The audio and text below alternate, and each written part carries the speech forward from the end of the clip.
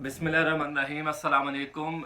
आप YouTube channel देख रहे हैं और मैं कामरान अरशद हूँ। आज की कुछ आम खबरों पर आपसे बात करना चाहता हूँ।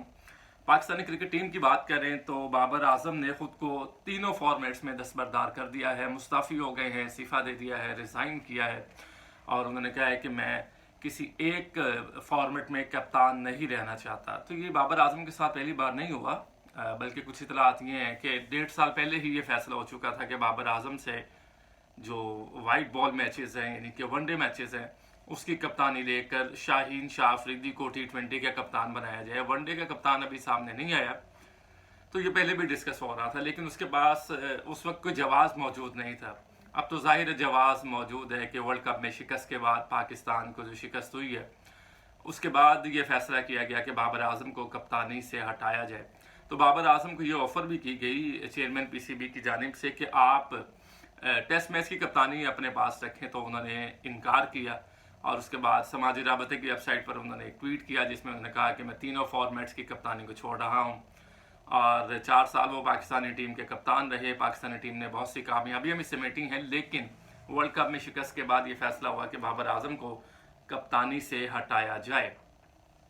इसके अलावा कुछ और अखाड़ पछाड़ भी की गई है। मिकी आर्थर को भी फारिग किया गया है, लेकिन एक कॉन्ट्रैक्ट था उनके साथ, मिकी आर्थर के साथ आगे जो कॉन्ट्रैक्ट है वो फरवरी तक है कि फरवरी तक आप उनको साथ लेकर चलेंगे। अब ये खबरें आई हैं कि मोहम्मद हफीज़ को टीम डायरेक्टर के तौर पर खिदमात सर अंजाम देने की जिम्मेदारी को दिया गया है और वहाब रियाज जो चीफ सिलेक्टर उनको बनाया गया है। वहाब रियाज के बारे में बात करें तो वो इस वक्त जो निगरान हुकूमत है पंजाब में उनके निगरान वजीर खेल भी हैं। तो ये भी उन्होंने मुशावरत का थोड़ा सा वक्त मांगा है। उन्होंने कहा है कि मुझे मशवरा करना है, उसके बाद वो फैसला करेंगे कि उन्होंने क्या करना है। लेकिन उनको chief selector Pakistan cricket team में जो अहदा दे दिया गया है, पाकिस्तानी टीम क्रिकेट बोर्ड में उनको ये अहदा दिया गया है कि वो टीम को सिलेक्ट करेंगे। ये एक बहुत बड़ी जिम्मेदारी होती है। इंजमाम उल हक चीफ सिलेक्टर रहे हैं और कुछ ऐसे प्लेयर्स चीफ सिलेक्टर्स रहे हैं साबिक। तो ये बहुत बड़ी जिम्मेदारी होती है कि आपको टीम का चीफ सिलेक्टर बनाया जाए और आपने टीम को सिलेक्ट करना होता है। तो जाहिर है कि अगर टीम कामयाब होती है तो वो भी क्रेडिट आपको लेना होता है, और अगर टीम नाकाम होती है बदकिस्मती से तो फिर वो भी क्रेडिट आपके ही खाते में आता है। फिर आपको आप उसके लिए आंसरेबल होते हैं, बोर्ड को भी, पाकिस्तानी अवाम को भी, पाकिस्तान के वज़ीर आज़म को भी।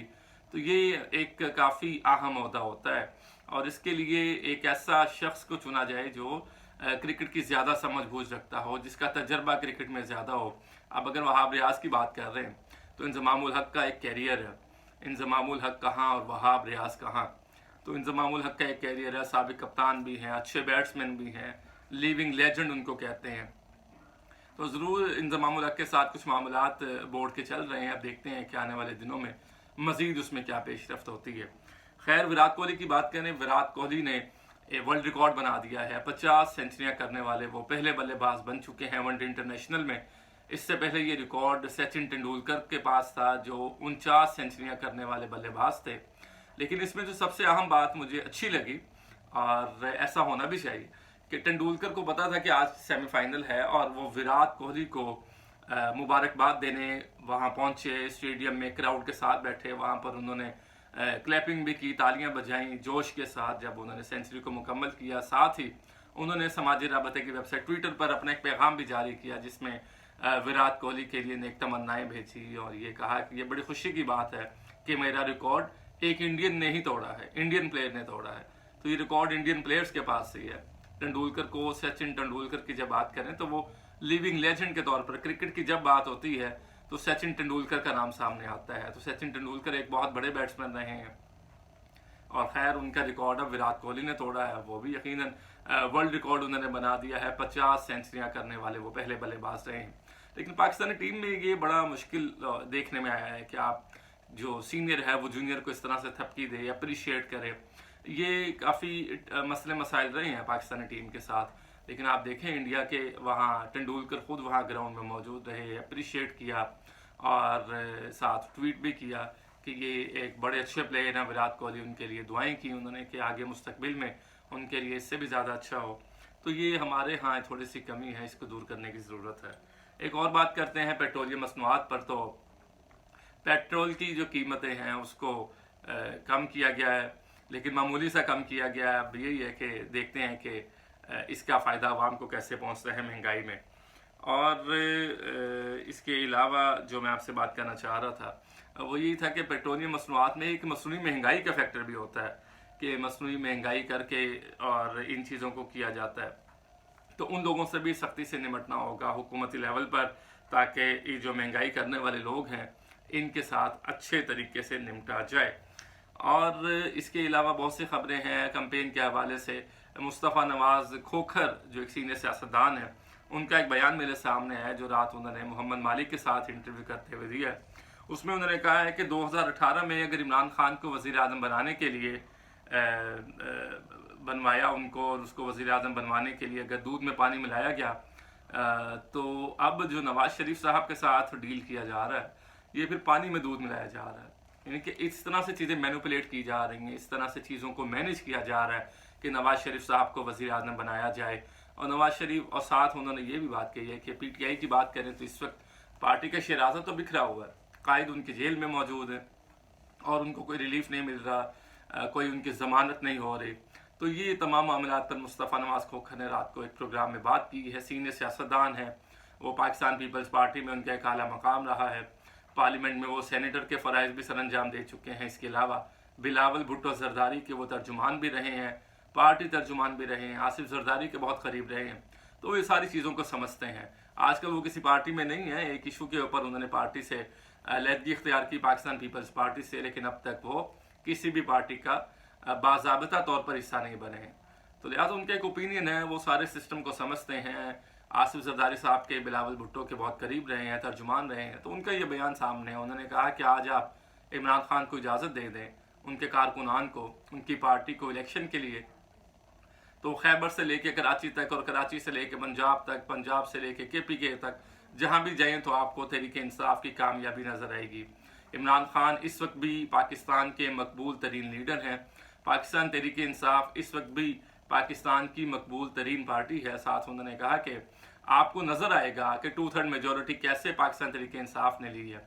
तो ये बात को मैं भी एग्री करता हूँ किसी हद तक, क्योंकि आप अगर पब्लिक नर्व्स को देखें तो पाकिस्तान तहरीक इंसाफ का कारकुन इस वक्त खामोश है, खौफ में है, स्ट्रेस है। उसको यकीनन कायद जो उनके पाकिस्तान तहरीक इंसाफ के वो जेल में मौजूद हैं और अभी तक कोई ऐसी इतला नहीं है कि उनको जेल से रहा किया जा रहा है या उनके लिए कोई रिलीफ फराम किया जा रहा है। तो उनके जो वकील हैं लतीफ़ कोसा, कल वो मीडिया से गुफ्तगू भी कर रहे थे, तो उसमें उन्होंने फरमाया कि इमरान खान साहब कुरान करीम का तर्जुमा पढ़ रहे हैं, 2-3 मरतबा उन्होंने कुरान मजीद को तर्जुमे के साथ पढ़ा है और वो कहते हैं कि अल्लाह ताला ने मुझे ये मौका फराम किया कि मैं उसके और करीब हो सकूं और मैं अब पहले से ज़्यादा दलेर हो चुका हूं, मेरा जो खौफ था वो पहले से ज़्यादा ख़त्म हो चुका है। लेकिन डील की बातें जितनी इमरान खान के साथ की जा रही हैं वो बेबुनियाद हैं। इमरान खान ने यही कहा है कि वो बाहर नहीं जाएंगे, अपने मुल्क में रहेंगे और अपने मुल्क की खिदमत करते रहेंगे। साथ उन्होंने ये कहा है कि इस तरह का इलेक्शन हमें भी इजाज़त होनी चाहिए कि हम इलेक्शन करवाएं। तो लतीफ़ कोसा ने यह कहा है कि अगले हफ्ते केस की समाअत है और इंशाअल्लाह ताला इमरान खान को रिलीफ फराहम किया जाएगा। तो ये बातों को अगर इंटरेक्ट करें तो वाकई आप विज़िट करें, लाहौर के किसी हल्के में विज़िट करें, पंजाब में चले जाएं, KPK में चले जाएं, तो पाकिस्तान तहरीक इंसाफ का एक वोट बैंक है, बल्कि जितने सर्वेज आ रहे हैं उसमें वोट बैंक ज़्यादा हुआ है। इसका एक साइकोलॉजिकल इफेक्ट भी है कि उनके साथ जो खेल खेला गया या जो वो कहते हैं, जैसे उनके साथ उनको जेल में कर दिया गया, कुछ केसेस हैं, उसके बाद 9 मई का वाक़या है जो वाकई कंडेमेबल है, उसकी मजम्मत जितनी की जाए वो कम है, ऐसा वाक़या नहीं होना चाहिए। लेकिन अब जहां 8 फरवरी की डेट इलेक्शन की आपने अनाउंस कर दी है, पाकिस्तान की सबसे बड़ी पार्टी है वो, उसको इलेक्शन लड़ने की इजाज़त नहीं है, वो मीटिंग्स नहीं कर सकते, वो कॉर्नर मीटिंग्स नहीं कर रहे, वो जलसे जुलूस नहीं कर रहे, उम्मीदवारों का तयन करना है, टिकट्स को फराहम करना है, नवंबर का महीना चल रहा है और 8 फरवरी को इलेक्शन है। तो इस तरह से नहीं चलता। इस तरह से अगर इलेक्शन हो भी जाए तो वो फिर कंट्रोवर्शियल रहेंगे और कंट्रोवर्शियल इलेक्शन की वजह से ना सिर्फ पाकिस्तान को नुकसान पहुंचेगा बल्कि पाकिस्तान की आवाम फिर तकसीम हो जाएगी, तकसीम दर तकसीम दर तकसीम दर तकसीम। तो इन चीज़ों को देखना होगा उन लोगों को जो इलेक्शन में अपना पॉजिटिव किरदार अदा कर सकते हैं। डॉक्टर आरिफ अलवी ने भी एक अमेरिकन टेलीविज़न को इंटरव्यू दिया जिसमें उन्होंने कहा है कि मैंने 9 मई की मजम्मत की है, लेकिन इलेक्शन की शफाफियत के लिए मैं प्रैक्टिकली कुछ नहीं कर सकता। ये ज़रूर है कि मैं सबको बिठा सकता हूँ, कोशिश भी की कि मामलात और मसालेहत की तरफ बढ़ा जाए, लेकिन इस तरह से आगे नहीं बढ़ा गया। फिर उन्होंने अपने वो ख़त का जिक्र किया जो उन्होंने निगरान वज़ीर आज़म पाकिस्तान को लिखा है, जिसमें उन्होंने अर्ज़ किया कि आप शफाफ इलेक्शन करवाने के लिए अपना किरदार अदा करें, तमाम पार्टीज़ को लेवल प्लेइंग फील्ड दी जाए। Level playing field Pakistan Tehreek Insaf का भी हक़ है, उनकी ख़वातीन के साथ जो जुल्म हो रहा है, जो जेलों में मौजूद है, उनके लिए भी रिलीफ फराम किया जाए ताकि वो पार्टी की भाग दौड़ को संभाल सकें। और एक जमहूरी मुल्क में, जमहूरियत में ऐसा ही होता है कि तमाम लोगों को इलेक्शन लड़ने की मुकम्मल आज़ादी हासिल होती है और वो अपना काम अच्छे तरीके से कर सकते हैं। खैर, अब तक के लिए इतना ही। मज़ीद वीडियो के लिए आप हमारा यूट्यूब चैनल देखते रहिएगा और चैनल को सब्सक्राइब भी कीजिएगा। अपना ख्याल रखिएगा। मुझे इजाज़त दीजिए। अल्लाह हाफ़िज़।